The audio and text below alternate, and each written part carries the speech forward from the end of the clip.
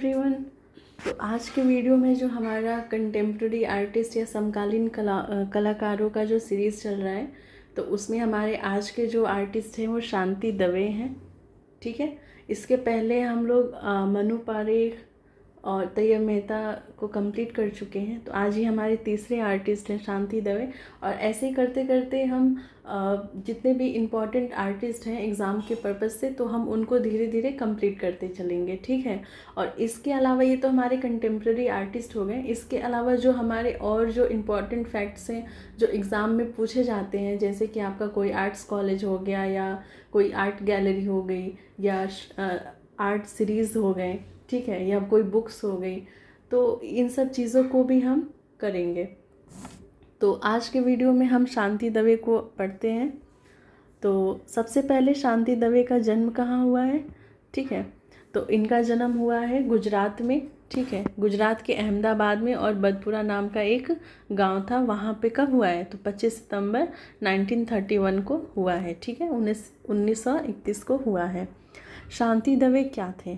तो एक चीज़ बताएं कि कोई भी आर्टिस्ट है, ठीक है, कोई भी जो मतलब आप एक न्यूट्रल तरीके से देखिए, तो कोई भी आर्टिस्ट है तो उसका हमें क्या क्या पढ़ना है कि वो कहाँ से बिलोंग करता है, वो किस लिए फेमस है, कहाँ से उसने एजुकेशन प्राप्त किया है, उसका कलर मीडियम टेक्निक या सब्जेक्ट क्या रहा है, ठीक है, और उसके पेंटिंग्स क्या रहे हैं। ये 5-6 पॉइंट्स जो हैं इन्हीं से क्वेश्चन आता है। ठीक है, अगर वो बात अलग है कि भाई M.F. हुसैन है या फिर बहुत बड़े बड़े जो आर्टिस्ट है, राजा रवि वर्मा है, तो उनके बारे में बहुत सारा पढ़ना है।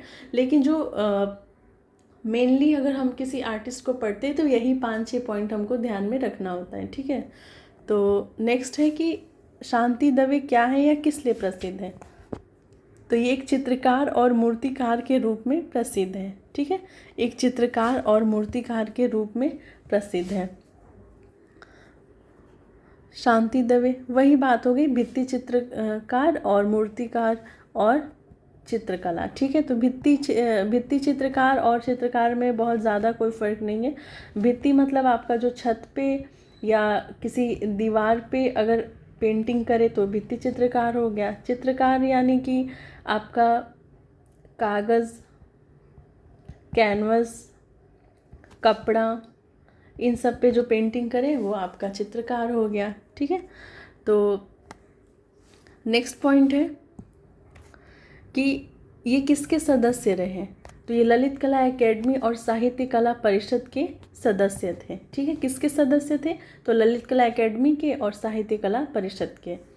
नेक्स्ट है आपका कि इनको पद्मश्री कब मिला? तो इनको पद्मश्री कब मिला? तो 1985 में, 1985 में इनको पद्मश्री मिला। शांति दवे ने कहाँ से अपनी शिक्षा को प्राप्त किया था? ठीक है, इनकी एजुकेशन कहाँ से हुई थी? तो बड़ौदा विश्वविद्यालय से हुआ था। ठीक है, बड़ौदा विश्वविद्यालय से हुआ था 1956 के प्रथम बैच में। आपको पता है बड़ौदा का इसको स्थापित कब किया गया था? तो आपका 1949 या 50, ये 2 डेट आप ध्यान रखिएगा। इन्हीं इसमें इसका स्थापित हुआ था और ये पहला बैच था। ठीक है, 56 में पहला इसका बैच था जिसके ये छात्र थे। शांति दवे आरंभिक काल में किस कला के चित्रों का निर्माण करते थे? ठीक है, कौन सी कला के चित्रों का निर्माण करते थे? तो लघु चित्रों का। ठीक है, लघु यानी कि मिनिएचर का। शांति दवे के चित्रों पर किसका प्रभाव दिखता है? ठीक है, मतलब इन पे किस शैली का प्रभाव दिखता है? तो किस पे दिखता है? तो क्यूबिज्म या घनवाद का। ठीक है, क्यूबिज्म या घनवाद का प्रभाव इनके चित्रों पर दिखाई पड़ता है। ठीक है, विषय क्या थे इनके चित्रों का? तो ग्रामीण जनजीवन, ठीक है, बैलगाड़ी, मतलब ऐसे ही जो ग्रामीण जनजीवन में जो डेली होता है, ठीक है, जो डेली हमें देखने को मिलता है। ठीक है, तो किसान है, मछुआरे हैं, पनघट है, बैलगाड़ी है, खेत है, झोपड़ी है, मानव के रंग बिरंगे कपड़े हैं। ठीक है, तो ये आपका इनका विषय रहा था। शांति दवे अपने चित्रों में किस प्रकार के रंगों का प्रयोग करते थे? तो सपाट रंग योजना करते थे। ठीक है, जैसा कि आप इसमें भी देख सकते हैं। तो ये जैसे लग रहा है ना कि स्पैचुला वगैरह से इन्होंने जस्ट टेक्सचर दिया है और ऐसे। ठीक है, शांति दवे के चित्रों में किस यूरोपीय कला का छाप प्रतीत होता है। तो मणिकुट्टम या बाइजेंटाइन, ठीक है, मणिकुट्टम और बाइजेंटाइन चित्रों का जो छोटे छोटे कांच के टुकड़े और छोटे छोटे पत्थर के टुकड़े का यूज़ जो किया जाता था, तो इनकी कला में उसका प्रभाव दिखाई पड़ता है, ठीक है। शांति दवे को किस कला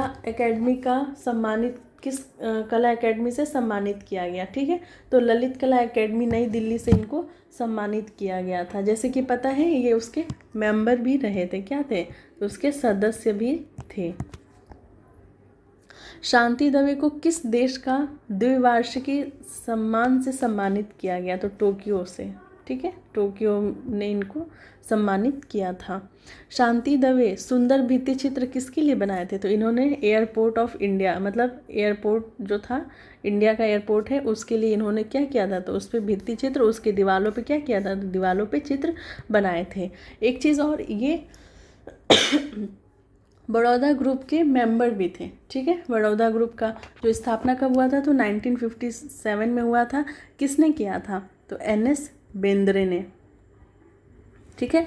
इसके अलावा और कौन कौन मेंबर थे, तो भूपेन खक्कर थे आपके, ठीक है, विवान सुंदरम थे आपके, विवान सुंदरम, और इसके अलावा आपके GM शेख थे,